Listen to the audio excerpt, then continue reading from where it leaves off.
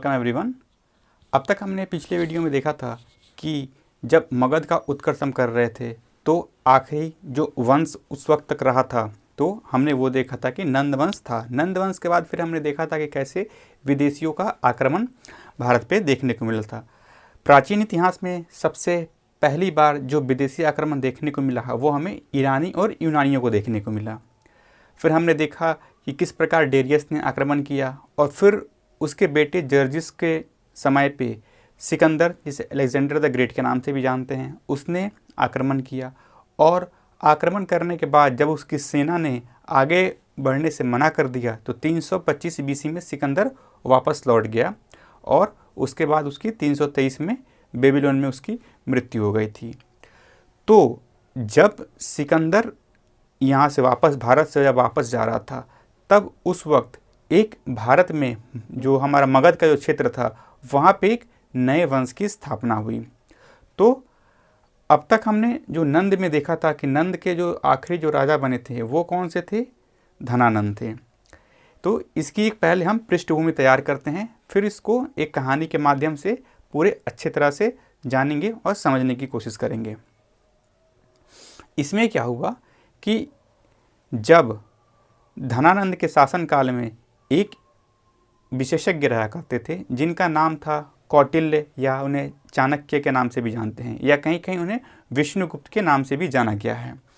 धनानंद के पास उस वक्त की काफ़ी विशाल सेना थी और वह अपने शक्ति और सामर्थ्य का सबसे ज़्यादा जो बोलते हैं प्रदर्शन करता था, जिसके कारण उसने अपने सभा में जो चाणक्य थे कौटिल्य, उनकी उसने बेइज्जती कर दी, जिसके कारण कौटिल्य वहाँ से नाराज़ होकर के चले गए। और वहाँ से जाने के बाद उन्होंने क्या किया कि एक नए शख्स जिसका नाम था चंद्रगुप्त मौर्य से मिले और उसको शिक्षा दीक्षा दे करके उसको तैयार किया और उसके साथ मगध पे आक्रमण किया और चंद्रगुप्त मौर्य विजयी रहा, जिसमें धनानंद की उस लड़ाई में मृत्यु हो गई थी।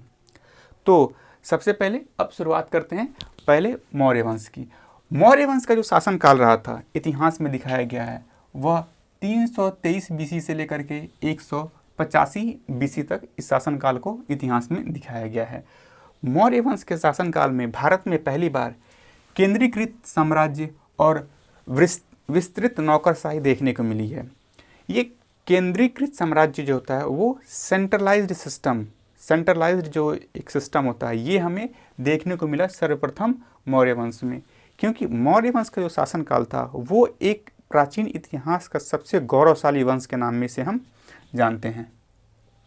जो इसके पहले राजा बने मौर्य वंश के चंद्रगुप्त मौर्य, उन्होंने अपना साम्राज्य काफ़ी ज़्यादा फैला रखा था।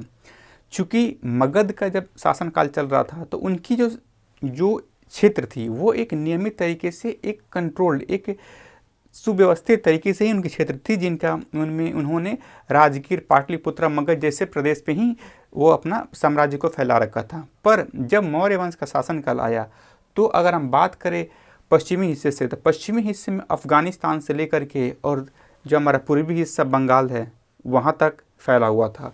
और जो उत्तर में बात करें तो उत्तर में जम्मू कश्मीर से लेकर के और दक्षिण भारत में जो कर्नाटक, बेंगलोर के हिस्से तक मौर्य वंश फैला हुआ था। तो इतिहास ने पहली बार देखा कि एकल राजा ने इतनी बड़ी साम्राज्य का उन्होंने क्या किया था, एक राजा बना हुआ था। और छोटे छोटे और जो मौर्य वंश के जो राजा बने उन्होंने न सिर्फ इतने बड़े साम्राज्य को जीत करके भारत में एकीकरण को लाया, पर जो छोटे छोटे प्रांत थे उन्होंने उसको भी जीता। तो अब शुरू करते हैं इसको। एक तरह से अब तक हमने देखा, अब सवाल ये उठता है कि हमें मौर्य वंश आया विदेशी आक्रमण के बाद, इसके बारे में हमें जानकारी कहाँ से मिलती है और कौन कौन से राजा हुए मौर्य वंश में, हमें कैसे पता? तो इसके लिए क्या हुआ, इतिहास में कुछ अभिलेख और कुछ साहित्य मिले हैं जिसमें कहा गया कि ये मौर्य जो हैं वो यहाँ से आए होंगे। पर उसको जानने से पहले सबसे पहले हम देखते हैं कि ये मौर्य आए कहाँ से, मौर्य थे कौन। तो अभी तक इनके उत्पत्ति और इनके जो मूल स्थान है इसके बारे में कोई साक्ष्य 100% कोई प्रूफ नहीं दिया गया है, पर अलग अलग कहानियाँ, अलग अलग धारणाएं और अलग अलग व्यक्तित्व की इनकी कहानियाँ चलती रहती हैं। कुछ तो लोग ये भी मानते हैं कि जो मौर्य थे वो मौर्य वंश से संबंध रखते थे। मौर्य वंश उनको कहा जाता है जहाँ पे मोर की प्रजाति, मोर मतलब पीकॉक, जहाँ पे सबसे ज़्यादा पाए जाते हैं, उस प्रदेश को मौर्य कहा जाता था, मोर। तो ये भी मानते हैं कि चूंकि वो मोर से आए थे, मौर्य वंश से, उन्हें मौर्य कहा गया। पर किस किताबों में लिखा गया है, जो मौर्यों का जो मूल स्थान है वह पिपली वन है, जो कि नेपाल में पड़ता है। पर यह सत्य है क्या नहीं है, ये हमें फिलहाल नहीं पता। कुछ साहित्य हुए जिनमें एक साहित्य है हमारा ब्राह्मण साहित्य। ब्राह्मण साहित्य में कहा गया कि जो मौर्य थे वह शूद्र थे। शूद्र मतलब इनका जन्म एक मुरा से हुआ था। मुरा का क्या मतलब है, ऐसा कहा गया कि जो नंद वंश था, धनानंद के दरबार में कहा गया कि कोई शूद्र नारी रहा करती थी, जिसके संतान ये मौर्य वंश के जो वंशज हुए ये हुए। ये एक धारणा है और ये कहा गया है ब्राह्मण के द्वारा ब्राह्मण साहित्य में।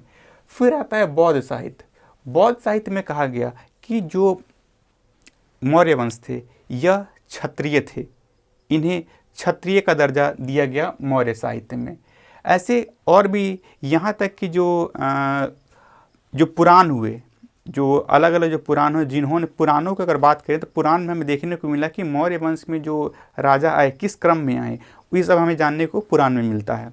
तो पुराण ने भी इनको बताया कि नहीं, पुराण ने बताया कि ये जो मौर्य वंश थे ये क्षुद्र ही थे, मतलब शूद्र थे। फिर अब बात करते हैं मौर्य वंश के इतिहास के स्रोत, मतलब हमें मौर्य वंश के बारे में ज़्यादा जानकारी कैसे पता चली। तो इनके इतिहास के दो स्रोत हमें देखने को मिले हैं।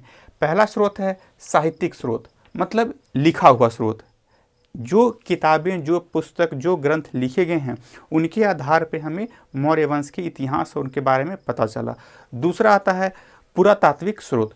पुरातात्विक स्रोत जो है, इसमें क्या है, कुछ अभिलेख, कुछ स्तूप, कुछ बर्तन, कुछ सिक्के, कुछ कलाकृतियाँ जैसी चीज़ें मिली, जिनके आधार पे इतिहासकारों ने उस पर लिखी गई जो भाषा है उनको पढ़ा।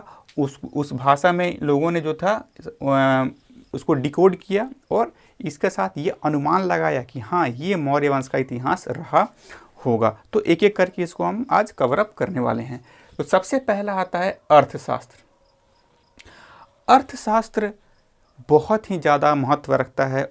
आज भी अर्थशास्त्र की जो महत्वता है किसी भी देश को चलाने के लिए, यह छिपी नहीं है। अर्थशास्त्र के जो निर्माता थे ये कौटिल्य थे, जिन्हें हम चाणक्य या विष्णुगुप्त के नाम से जानते हैं। अर्थशास्त्र में कुल 15 अधिकरण देखने को मिले हैं। अधिकरण क्या है, अर्थशास्त्र जो है वो एक कोई सिंगल पुस्तक नहीं है, एकल पुस्तक नहीं है, यह कई सारे पुस्तक, कई सारे बुक्स की एक श्रृंखला है, एक सीरीज है, जिसमें कहा गया कि अर्थशास्त्र में 15 बुक्स मतलब 15 अधिकरण हैं इस अर्थशास्त्र में। अर्थशास्त्र हमें बताता क्या है, तो यह हमें राजनीतिक और लोक प्रशासन के विषय पे आधारित जानकारी देता है। इसमें ये बताया गया है कि एक राजा को अपनी राज चलाने के लिए, अपनी राजपाट चलाने के लिए किन किन राजनीतिक विषयों पे और प्रशासनिक विषयों पे ध्यान देना चाहिए, ताकि उसका जो साम्राज्य और जो राज है वो एक विस्तृत और काफ़ी अच्छे तरीके से चले।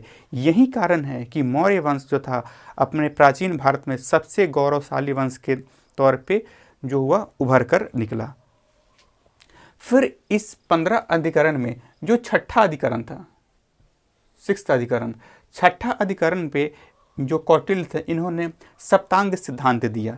सप्तांग सिद्धांत मतलब 7 उन्होंने नियम दिए, सिद्धांत दिए, जिसको कहा कि अगर इसको अच्छी तरह से माना जाए, फॉलो किया जाए, तो एक राजा अपने शासनकाल को और अपने जो उसकी व्यवस्था है उसको बहुत ही बेहतर तरीके से चला सकता है। तो देखते हैं एक एक करके।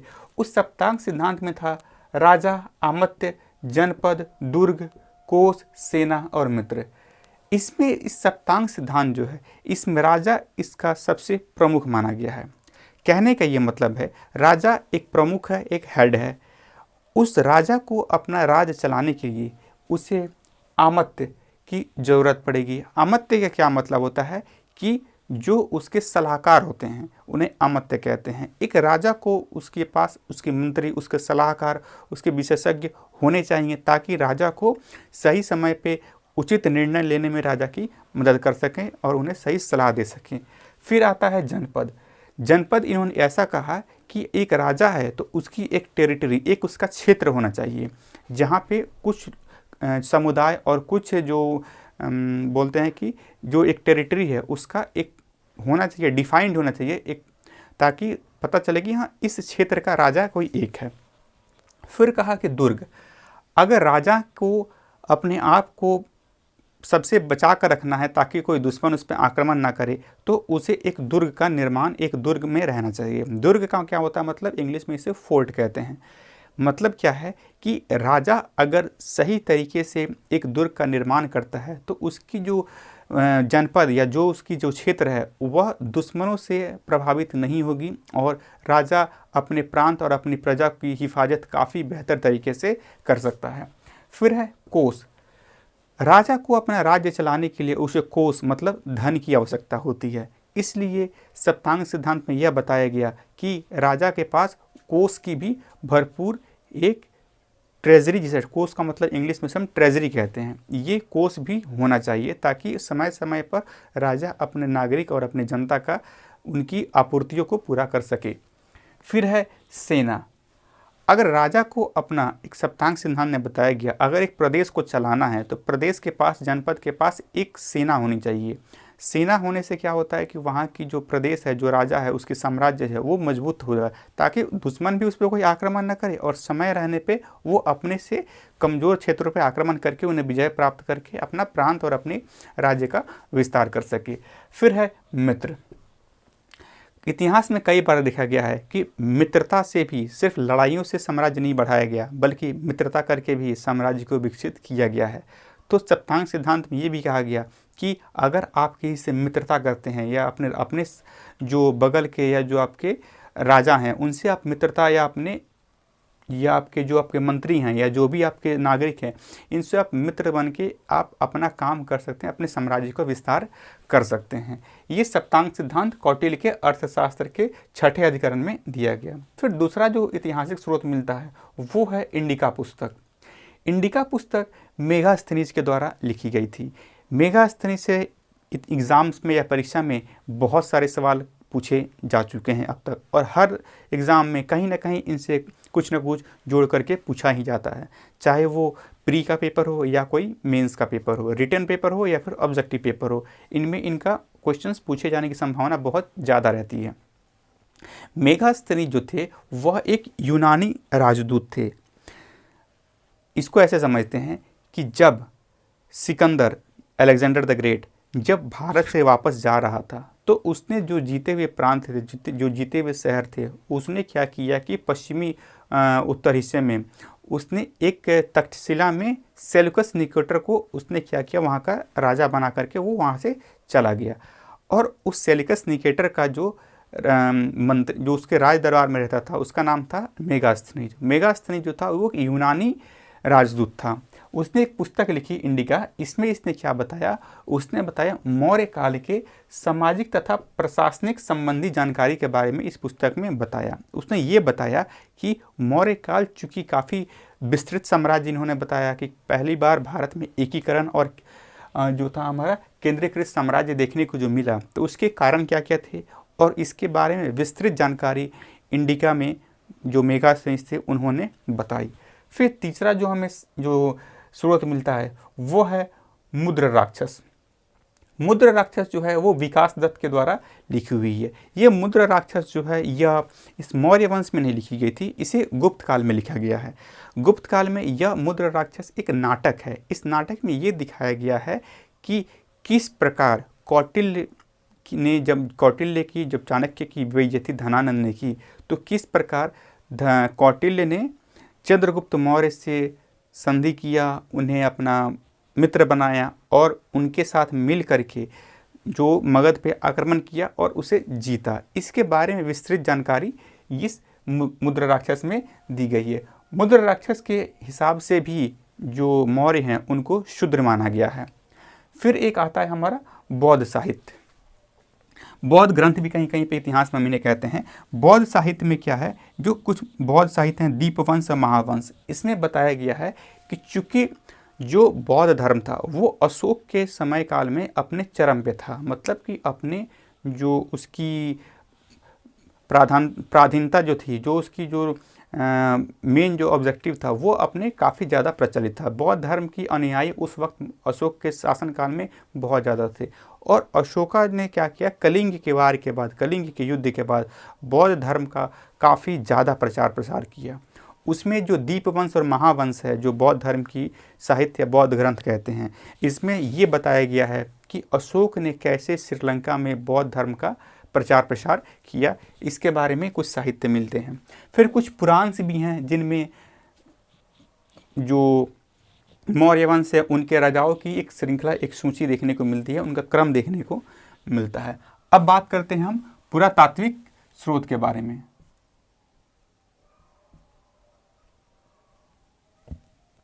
जो पुरातात्विक स्रोत है उसमें सबसे पहला होता है अशोक के अभिलेख। अशोक ने कई सारे धम्म, अशोक के धम्म जिसे कहते हैं, उसके नीति है, नीति निर्देश हैं, जो अशोक के जो एक कार्य प्रणाली थी या उसने जो अभिलेख कराए थे, इससे काफ़ी ज़्यादा जानकारी देखने को मिलती है। ये जो पुरातात्विक जो स्रोत हैं इसमें क्या है, 2 भाषाओं का इस्तेमाल किया गया है, पाली भाषा और संस्कृत भाषा। पर अगर लिपि की बात करें तो लिपि में भारत में जो है वो ब्राह्मणी लिपि का भी इस्तेमाल किया गया। अरमाइक जो एक यूनानी लिपि थी इसका भी इस्तेमाल किया गया, साथ ही साथ खरोस्ती लिपि का भी इस्तेमाल किया गया है। तो ये जो लिपियां हैं इनके बारे में हम बाद में पढ़ेंगे, बट इतना हमें जानने की ज़रूरत है, इस काल में भाषा और लिपि दोनों अलग अलग चीज़ें होती हैं। जैसे जो मैंने लिखा है, यह भाषा कौन सी है, ये हिंदी भाषा है, पर अगर मैं लिपि की बात करूं तो यह एक हिंदी जो है एक देवनागरी लिपि है। तो लिपि में हम इधर से लेफ्ट से राइट, मतलब कि मैं क्या लिख रहा हूं, अपने बाएं से दाहिने साइड में लिख रहा हूं। पर जैसे कि खरोस्ती लिपि थी उसमें क्या था कि हम दाहिने से बाएं साइड में लिखा करते थे। तो भाषा और लिपि में हमें कन्फ्यूज नहीं होना, ये दोनों अलग अलग चीज़ें हैं। तो जो पुरातात्विक जो स्रोत मिले हैं उसमें जो अशोक के जो अभिलेख हैं उनमें ये बताया गया कि उनमें जो भाषा जो इस्तेमाल की गई वो या तो पाली भाषा है या फिर संस्कृत भाषा है। और जो लिपि इस्तेमाल कौन कौन सी की गई है, ब्राह्मणी लिपि इस्तेमाल की गई है, खरोस्ती लिपि इस्तेमाल की गई है और उसमें अरमाइक लिपि का इस्तेमाल किया गया है। ये 3 प्रमुख लिपियाँ हैं जिनका इस्तेमाल इसके अभिलेख में किया गया है। एक इतिहासकार हुए जिनका नाम था टिफैंथलर। टिफैंथलर ने 1750 में सबसे पहले अशोक के अभिलेख को दिल्ली से खोजा था। और उन्होंने खोजा तो था, पर चूंकि जो लिपियां थीं या जो भाषा थे इनके ये उसको डिकोड, ये इसको पढ़ नहीं पाए थे। तो जो सबसे पहले जो इतिहासकार हुए जिन्होंने इसको पढ़ा था अशोक के अभिलेख को, उनका नाम था जेम्स प्रिंसेप। जेम्स प्रिंसेप ने 1837 में सबसे पहली बार अशोक के अभिलेख को, जो जितने भी उसके अभिलेख थे उनको उन्होंने पढ़ा था। पहली बार अगर पूछा जाए, एग्जाम में क्वेश्चन पूछा जाए कि अशोक के अभिलेख को सर्वप्रथम किसने खोजा था, तो टिफैंथलर ने सबसे पहले 1750 में दिल्ली से खोजा था और जेम्स प्रिंसेप ने इसको सबसे पहले 1837 में पढ़ा था। जो ये अशोक का जो अभिलेख है इसमें अशोक का नाम अशोका नहीं लिखा गया, कहीं कहीं पे इसका नाम देव नाम पिये या फिर पियदसी के नाम पे इसे मतलब लिखा गया है। इसके सवाल भी कभी कई एग्जाम से पूछ दिए जाते हैं कि अशोक के अभिलेख में अशोक का नाम निम्नलिखित में से कौन से नाम से उसे दर्शाया गया है। तो उसमें ये याद रखना है कि देव नाम पिय और पियदसी के नाम से उसमें दर्शाया गया है। दूसरा कुछ अभिलेख और मिले हैं जिनमें एक आता है रुद्रमन का जूनागढ़ अभिलेख। ये जो जूनागढ़ अभिलेख है इसके माध्यम से हमें जानकारी कुछ मिलती है, मौर्य साम्राज्य की विस्तृत जानकारी मिलती है।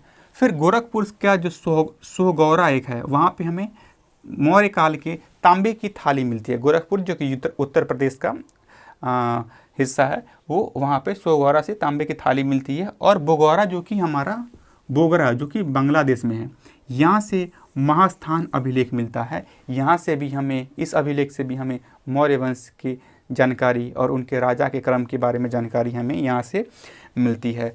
फिर अगर मैं बात करूँ तो चूँकि इनका साम्राज्य जो था वो मगध और बिहार के क्षेत्र से था, तो वहाँ पे चंद्रगुप्त मौर्य ने लकड़ी का एक पैलेस, एक भवन का निर्माण कराया था जिसका नाम था राजप्रसाद भवन।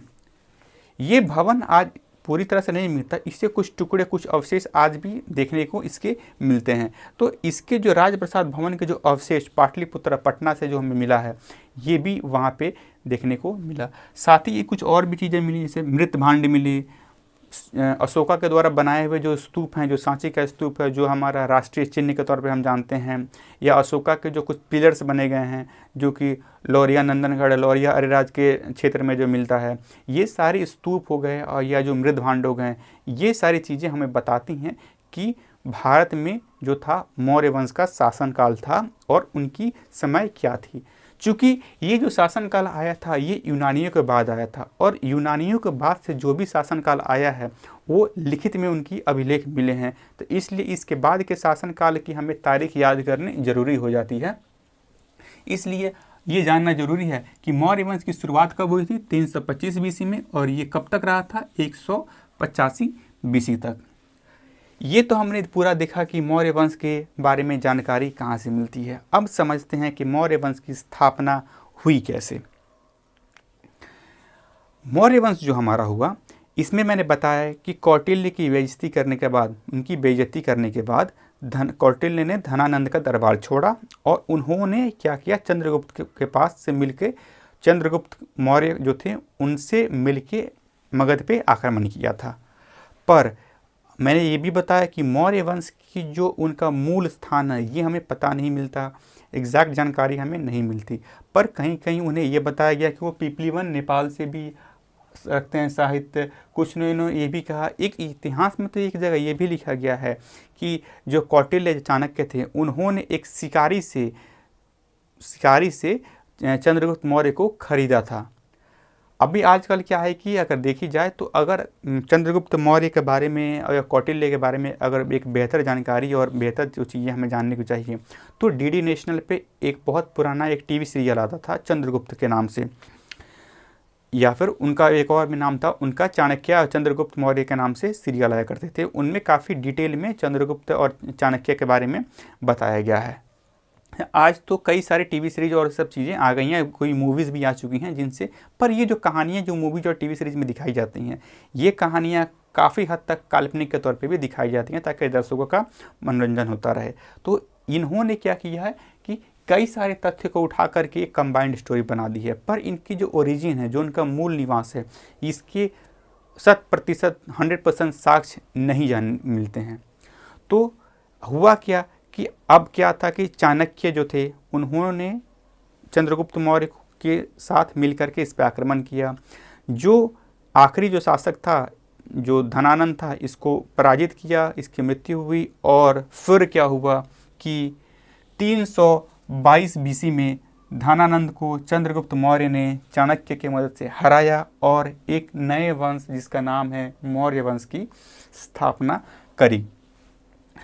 चंद्रगुप्त मौर्य ने इतने प्रभावशाली राजा थे ये, और इतने विशाल और इतने पराक्रमी राजा थे कि चूँकि मैंने अभी बताया था वीडियो के शुरुआती में, इस लेक्चर के शुरुआती में ही, कि जब नंद वंश, हर्यंक वंश या शिशु नाग वंश जब चल रहे थे तो उस वक्त क्या था कि भारत में इतनी विस्तृत साम्राज्य और केंद्रीकृत साम्राज्य या एकीकरण देखने को अब तक प्राचीन इतिहास में नहीं मिला था। और उस वक्त के जो गौरवशाली जो राजा थे वो सिर्फ मगध क्षेत्र तक ही उनका साम्राज्य सीमित था, पश्चिम तक में सीमित नहीं था। पश्चिम का जो भाग था वो कमज़ोर, भारत का जो पश्चिमोत्तर भाग था वो कमज़ोर था।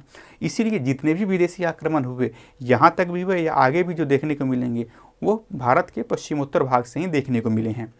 तो जब चंद्रगुप्त मौर्य जब मौर्य वंश की इन्होंने स्थापना करी उस वक्त, और इन्होंने जब विदेशी जो यूनानी थे, अलेक्जेंडर द ग्रेट थे, वो जब चले गए तो इन्होंने अलेक्जेंडर की नीतियों से, उनके कार्य प्रणाली से सीख लेते हुए क्या किया कि पश्चिमोत्तर भाग में एक दीवार का निर्माण करवाया। दीवार का निर्माण कहने से मतलब है कि उन्होंने उस भाग को मजबूत करना शुरू किया ताकि भविष्य में कोई वहाँ से जो है विदेशी आक्रमण या किसी और राजा का आक्रमण उस क्षेत्र से ना हो। इस कार्यक्रम के दौरान उन्होंने क्या किया, अपना साम्राज्य जो था पश्चिम के अफगानिस्तान से लेकर के पूर्वी के बंगाल तक ही इन्होंने अपना साम्राज्य बैठाया, जो फैलाया था। और उत्तर में बात करें तो उत्तर में जम्मू कश्मीर से लेकर के दक्षिण में कर्नाटक बेंगलोर तक इनका साम्राज्य था। मतलब इतनी बड़ी विशाल साम्राज्य का एक राजा वो थे चंद्रगुप्त मौर्य। और इन्होंने क्या किया कि जो भी साम्राज्य था, केंद्रीकृत साम्राज्य का ये मतलब होता है कि इन्होंने अपना शासनकाल इस पूरे देश के केंद्र में कर रखा था। इन्होंने अपनी राजधानी जो थी वो चेंज नहीं की, बदला नहीं था। इनकी राजधानी मौर्य वंश में भी जो राजधानी थी वो पाटलिपुत्रा ही थी, मगध की राजधानी। तो ये हमें जानने को मिला। फिर उसके बाद जब मैंने बताया कि जब अलेक्जेंडर चला गया वापस, तो उसने क्या किया, तक्षशिला प्रदेश जो पश्चिमोत्तर का भाग था वहाँ पे उसने सेल्यूकस निकोटर को वहाँ का राजा बना के चला गया। और चंद्रगुप्त के शासनकाल में चंद्रगुप्त अपना साम्राज्य जब विकसित कर रहे थे, उन्होंने हर छोटे छोटे राजा और प्रांत को उन्होंने लड़ाई लड़ी और हराया। कारण क्या हुआ कि 305 BC में सेल्यूकस निकोटर और चंद्रगुप्त मौर्य की लड़ाई हुई, जिसमें सेल्यूकस निकेटर जो था वो हार गया। हारने और पराजित होने के बाद जो उसका जो राजदूत था, जो यूनानी राजदूत था, उसका नाम था मेगास्थनीज। मेगास्थनीज जो था, हारने के बाद क्या हुआ, सेल्यूकस निकेटर ने मेगास्थनीज को चंद्रगुप्त के दरबार में भेजा। तो एक सवाल अक्सर एग्जाम में पूछा भी जाता है या आगे भी पूछा जाएगा कि भारत में पहला विदेशी राजदूत कौन था, वो किसके शासनकाल में आया था और वो कहाँ देखने को मिला था। तो मेगास्थनीज पहले यूनानी राजदूत थे जो कि चंद्रगुप्त मौर्य के दरबार में प्रस्तुत हुए थे। और वो किसके राजदूत थे, तो वो सेल्यूकस निकेटर के राज्य से थे। ये हमें जानने की ज़रूरत थी। तो इसके बाद क्या हुआ, सेल्यूकस निकेटर ने अपने जो उसके राजदूत थे मेगास्थनीज वहाँ पे आया और प्रस्ताव दिया। उसमें क्या हुआ कि जो सेल्यूकस निकेटर को जीतने के बाद इन्होंने 4 प्रमुख क्षेत्र को अपने कब्जे में लिया, जिसमें आता है हीरत, कांधार, बलूचिस्तान और काबुल को चंद्रगुप्त मौर्य ने कब्जे में ले लिया। और बदले में क्या किया, सेल्यूकस निकेटर को 500 हाथी दिए। इसके अलावा एक और चीज़ें हुई, एक मैट्रिमोनियल अलायंसेस हुआ, मतलब वैवाहिक संबंध भी देखने को मिला, जिसमें चंद्रगुप्त मौर्य ने सेल्यूकस निकेटर की बेटी हेलेना से शादी करी।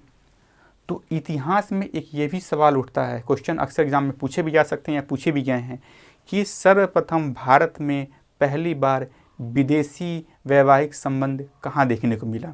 तो यही थी पहली बार चंद्रगुप्त मौर्य ने हेलेना से, जो कि एक विदेशी थी, यूनानी थी, इनसे शादी करी, जो कि सेल्यूकस निकेटर की बेटी थी। ठीक है, यहाँ तक आपको सारे कॉन्सेप्ट क्लियर हो चुके होंगे। अब बात करते हैं, चूँकि यूनान में जो भी घटनाएं थी, उसके जो यूनान में जो लेखक थे वो हर चीज़ का लिखित में ब्यौरा रखते थे। तो उसके कुछ इतिहासकार हुए कुछ का नाम था जस्टिन, प्लूटार्क जैसे कुछ इतिहासकार हुए। इन्होंने अपनी पुस्तक जब वो लिख रहे थे तो भारत में राजा का जब जिक्र कर रहे थे, वर्णन कर रहे थे, तो उन्होंने कुछ शब्द का इस्तेमाल किया, सेंड्रोकोटस और एंड्रोकोटस जैसे शब्द का इस्तेमाल किया राजा के लिए। तो जब इतिहासकार ये पढ़ रहे थे, उनकी लिखी रचित जो पुस्तक थी उसके बारे में जब पढ़ रहे थे, तो सेंड्रोकोटस और एंड्रोकोटस के बारे में जब पढ़ रहे थे तो उनको पता नहीं था कि ये किस राजा के बारे में जानकारी की बात की जा रही है। तो साथ ही इसमें ये हुआ कि फिर क्या हुआ, भारत में एशियाटिक सोसाइटी का 1784 में सर विलियम्स जोन द्वारा स्थापना हुई। और उन्होंने ये बताया कि ये जो टर्म थे सेंड्रोकोटस और एंड्रोकोटस, ये और किसी के लिए नहीं बल्कि चंद्रगुप्त मौर्य के लिए ही इस्तेमाल किया गया टर्म है।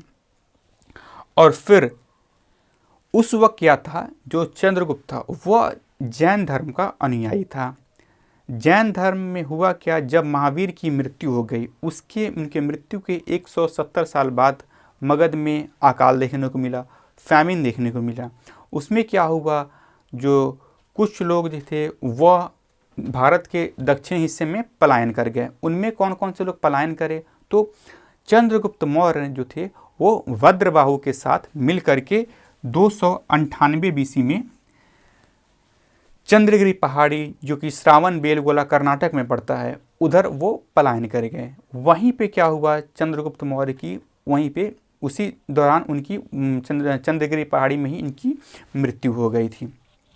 और जो भद्रबाहु थे और वहीं वो कोई नहीं, जो उन्होंने क्या किया था कि जब वो वापस आए तो भद्रबाहु जो थे इन्होंने अपने आप को दिगंबर कहा, और जो पहले से जो यहाँ पे जो अनुयायी जैन धर्म रह रहे थे उनके नेतृत्व कौन कर रहा था, तो वो स्थूलभद्र कर रहा था।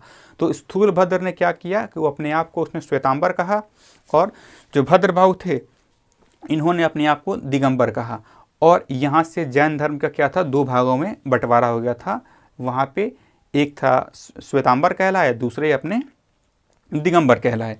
और वहाँ से जब महामारी जब खत्म हुई तो वापस आए। पर जब 298 चंद्रगिरी पहाड़ी में जब इनकी मृत्यु हो गई चंद्रगुप्त मौर्य की, तो उनकी मृत्यु को एक उस प्रोसेस को, एक संकलना को एक नाम दिया गया। उनको कहा गया संलेखन या संथरा के नाम से इतिहास में जाना गया। चंद्रगुप्त के मृत्यु को संलेखन या फिर संथरा के नाम से जाना गया।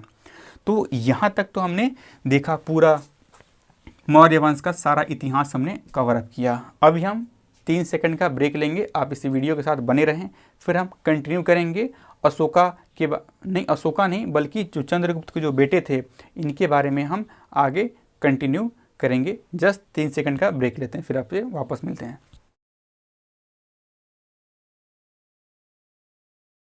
Welcome back. अब हम करने वाले हैं बिंदुसार के बारे में। बिंदुसार जो हुए वह चंद्रगुप्त मौर्य के बेटे हुए। यहाँ पे हमें बिंदुसार से कंफ्यूज नहीं होना, क्योंकि जब हम हर्यंक वंश पढ़ रहे थे तो हमने बताया था हर्यंक वंश की स्थापना किसने करी थी, तो उस वक्त बिंदुसार ने की थी। यहाँ पे हैं बिंदुसार, यहाँ पे हैं, और उसकी स्थापना किन्होंने, बिंबिसार। बिंबिसार जो थे वो हर्यंक वंश के संस्थापक थे, और बिंदुसार जो हैं ये चंद्रगुप्त मौर्य के बेटे हैं। इनके बारे में कई सारे नाम और उपनाम इन्हें दिए गए हैं। जैन धर्म में इन्हें सिंहसेन के नाम से जाना गया है। तो सवाल कभी पूछता है कि सिंहसेन किसका नाम है, तो सिंहसेन जो है वह बिंदुसार का नाम है। इनका जो शासन काल रहा ना वह 298 BC से लेकर के 273 BC तक। 298 BC इसलिए क्योंकि जब चंद्रगुप्त मौर्य जब कूच कर गए श्रावण बेलगोला की तरफ, उस वक्त उनकी जगह सिंहासन में कौन बैठा, तो बिंदुसार बैठा। बिंदुसार को अमित्रघात के नाम से भी जाना जाता है। यूनान के जो कुछ लेखक हुए, जो इन्होंने हर राजा को अपने इतिहास में एक नाम दिया, उसी तरह इन्होंने बिंदुसार को नाम दिया अमित्रघात। यूनानियों ने इनको नाम दिया अमित्रघात। इसका मतलब होता है इंग्लिश में स्लेयर ऑफ फोज, मतलब होता है दुश्मनों का नाश करने वाला। दुश्मनों का नाश करने वाला इसे कहा जाता है। इनके बारे में कहा गया इंग्लिश में बिंदुसार को the son of a great father and the father of a great सन, मतलब एक महान पिता के पुत्र और एक महान पुत्र के पिता के तौर पे इन्हें जाना गया, क्योंकि इनके जो पिता थे चंद्रगुप्त मौर्य, उन्होंने इतना विस्तृत और गौरवशाली साम्राज्य खड़ा किया, और इनके जो पुत्र हुए अशोक, इन्होंने भी अपने समय में सबसे विस्तृत और समृद्ध साम्राज्य की स्थापना करी और उसको चलाया। तो इसलिए इन्हें कहा गया कि एक महान पिता के पुत्र के नाम पे भी के तौर पे इन्हें भी जाना गया, और महान पुत्र के पिता के तौर पे भी इन्हें जाना गया। इनके क्या थे कि सीरिया के राजा एंटियोकस प्रथम के साथ काफ़ी अच्छे मित्रता के संबंध थे। इन्होंने एक पत्र लिखा, जो सीरिया के राजा एंटियोकस प्रथम थे इनसे उन्होंने पत्र में 3 चीज़ें मांगी। कभी कभी सवाल पूछ लिए जाते हैं एग्जाम्स में कि वो कौन सी 3 चीज़ें हैं जिससे जो सीरिया के राजा से बिंदुसार ने मांगी थी। तो वो कौन कौन थी, सूखे अंजीर, अंगूरी शराब और कोई दार्शनिक। दार्शनिक का क्या मतलब होता है, कोई भेंट। तो जो राजा थे सीरिया के, उन्होंने इन 3 में से 2 चीज़ें भेजी, सूखे अंजीर और जो अंगूरी शराब थी, वो उन्होंने सूखे अंजीर अंगूरी शराब भेजा, पर जो दार्शनिक था, दार्शनिक को नहीं भेजा। जो सीरिया के राजा थे दार्शनिक को नहीं भेजा, क्योंकि उनकी मान्यता थी कि उनके धर्म और उनके जो रिवाज है उसके हिसाब से दार्शनिक किसी को भेंट नहीं किया जा सकता। साथ ही एक और चीज़ें होती हैं कि यूनानी राजदूत डायनोसिस यह बिंदुसार के दरबार में आया हुआ था। जो मिस्र के जो राजा थे इन्होंने अपने राजदूत जो था डायनोसिस को बिंदुसार के दरबार में भेजा था। तो हमने पहले क्या देखा था, जो मेगास्थनी जो पहले विदेशी जो राजदूत बने, मेगास्थनी यूनानी राजदूत बने, जो कि किसके दरबार में आए थे, चंद्रगुप्त मौर्य के दरबार में आए थे। और जो ये डायनोसिस है ये दूसरे राजदूत बने, विदेशी राजदूत, जो कि बिंदुसार के दरबार में आए हुए थे। कहा जाता है कि जब जो तक्षशिला का जो क्षेत्र है, जिसको क्या किया था, सेल्यूकस निकेटर को हरा करके चंद्रगुप्त मौर्य ने कब्जा किया था, तो उसमें 2 बार विद्रोह छिड़ा था। जिसमें क्या हुआ, जो बिंदुसार थे उन्होंने अपने सबसे प्रिय पुत्र, जिसका नाम था, जो सबसे बिंदुसार का जो सबसे प्रिय पुत्र था, उनका नाम था, पुत्र का असीम नाम था, उन्होंने असीम को भेजा था। परंतु असीम जो था वो उस समस्या, उस विद्रोह को पूरी तरह से नियंत्रण नहीं कर पाया था। और जो अशोक थे, अशोक अपने पिता बिंदुसार को उतने प्रिय पुत्र नहीं जाने गए। जो बिंदुसार थे वो अशोक को उतना पसंद नहीं किया करते थे। कारण क्या था कि अशोक बचपन में, ऐसा इतिहासकार मानते हैं, कहा गया कि वो उतने सुंदर या उतने जो उनकी जो प्राकृतिक जो ढांचा थी, शारीरिक जो ढांचा थी उनके, उससे वो प्रसन्न नहीं थे। जिसके कारण क्या हुआ, जब दूसरी बार जब विद्रोह छिड़ा तो सेनापतियों और वहाँ के जो उनके मंत्री थे उनके आग्रह पे अशोक को बिंदुसार ने तक्षशिला भेजा और अशोक ने पूरी तरह से उस विद्रोह को नियंत्रण किया और काबू में लाया हुआ था।